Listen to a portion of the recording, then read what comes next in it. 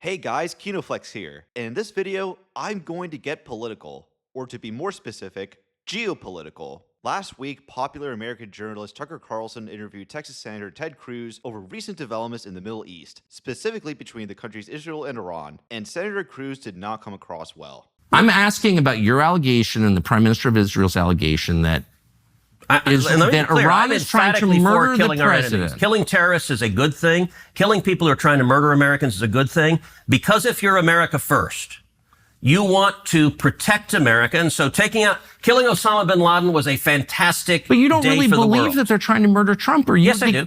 Yes, I do. Then why aren't you calling for military action against Tehran right now? Because they're not very effective. In terms of hitmen, their hitmen are not very effective. I do think... So they're hitmen, but not the bad kind, the efficient kind? No, what are you saying? They're a weak country who is on its knees, and I think we need to... Then why are we so afraid of them? Why are they the biggest threat if they're a weak country that's on its knees? Because they're trying... I'm trying to keep track. They're trying to develop...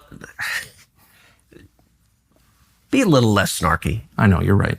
That is a problem that I have. I'm sorry. For those out of the loop, Israel bombed Iran with their military operation Rising Lion, which destroyed several of their nuclear sites, along with multiple top-ranking Iranian military officials, leaving the country in absolute disarray. And more recently, President Trump bombed Iran once again after they responded with a counterattack to Israel. These attacks have left many worried that will only escalate further into a full-blown war. With that being said, even though nobody really wants war to happen, opinions on whether or not the attacks on Iran were deserved is a heavily debated topic right now because Iran is not exactly known for being a peaceful state, as they are well known for causing instability in the Middle East, so nobody really trusts them having nukes. However, it is also worth acknowledging that this is a criticism levied towards Israel as well with their presence in the region. And while not confirmed, they are also highly suspected of having a nuclear arsenal of their own that they are keeping hidden. Regardless, everyone is divided over whether or not the United States and Israel's actions towards Iran were the right move. But the goal of this video isn't to answer the question of what position you should take. Instead, I'm going to be asking a much more important question, and that is, which side would Luke Skywalker from Star Wars take? And some of you might respond by saying,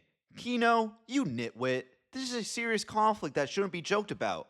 Go clean your Funko Pop collection, you man-child. And let me clarify two things. 1, I wouldn't be caught dead with a Funko Pop. 2, I'm being completely serious, dead ass even, and answering this question as honestly as possible. And I wouldn't be making this video if I didn't think there was something valuable to be gained from it. Getting back to Tucker Carlson's interview with Ted Cruz, the worst moment would have to be when Tucker asked Senator Cruz if he was aware of how many people live in Iran, which he couldn't answer. How many people live in Iran, by the way?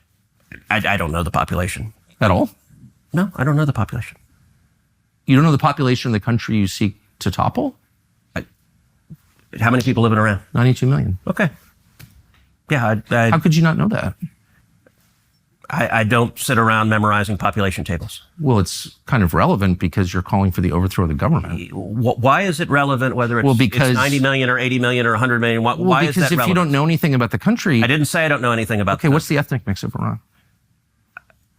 They are Persians and predominantly Shia. Okay, it's not even... You don't know anything about Iran. So okay, I am not the Tucker Carlson expert on Iran. You're a senator who's calling for the overthrow of the government. You're the one who don't know anything about the country. And this was also one of the moments in the interview that received the most attention online, because people on X either clowned on Senator Cruz for not knowing how many people lived in Iran, or they clowned on Tucker Carlson because they viewed it as a pointless question that did not matter whatsoever, including from Ted Cruz himself, who posted an AI-generated meme showing Tucker asking Luke Skywalker if he knows how many people died on the Death Star. I am totally obsessed with this meme, because there's so much wrong with it.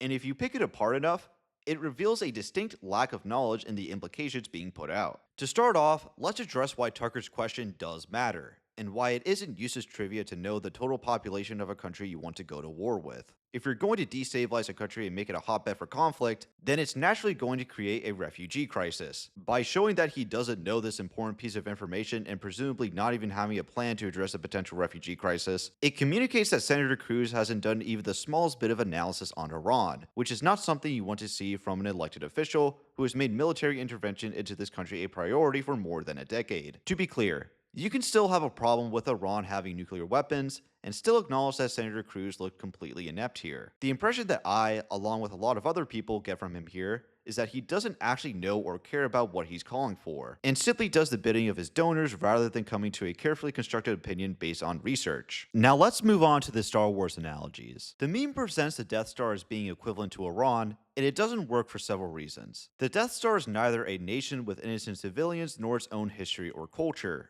It is a weapon manned by enemy combatants designed to destroy planets and has done exactly that by destroying Alderaan, establishing the Empire as an active threat. Even if there are innocent people on board, they aren't the overwhelming majority, and collateral damage would have to be accepted given the danger it posed to the galaxy. You could also argue that the deaths of innocent civilians wouldn't be on the rebels' hands, but on the Empire's hands for not allowing their prisoners or non-crew members to leave or be transported elsewhere prior to entering active combat. But by comparing Iran to the Death Star, Senator Cruz is either intentionally or unintentionally suggesting that most Iranian citizens are enemy combatants like the crew of the Death Star, and that he wants to completely eradicate the nation of Iran, not simply the status quo political regime it's currently under. The meme also presents Tucker's question as one Luke would view as a ridiculous thing to ask and not worth thinking about, which is out of character for him. Luke Skywalker would respond to Tucker with the exact number of people on the Death Star he killed, like he did in the second novel of the Star Wars Legends Black Fleet Crisis trilogy, Shield of Lies. In addition, the novel Luke Skywalker and the Shadows of Mindor explores how Luke found himself dealing with extreme guilt after destroying the Death Star, because even if the Imperials were bad people looking to do active harm,